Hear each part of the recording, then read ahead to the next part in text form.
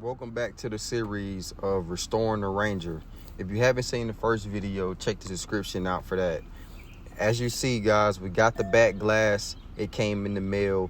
I ordered it from eBay, and this video here is the guys installing the glass into the Ranger. On eBay. eBay, yeah. It was like $225. Yeah. Which I thought was kind of high, honestly. But and then it is the split. I did want the split glass, so I had to pay a little bit more. Because you didn't get the special. Mm-hmm. No, really? Window. Yeah, Oh wow. wow.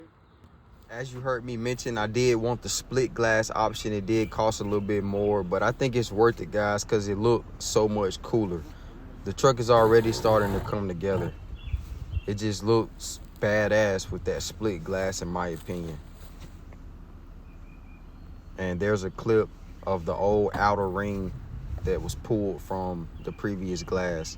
And now you see, guys, it didn't take them long, maybe 30 minutes, and they had that thing in, because the hard part was already done. You saw the glass was broke, so it didn't really take them no time at all.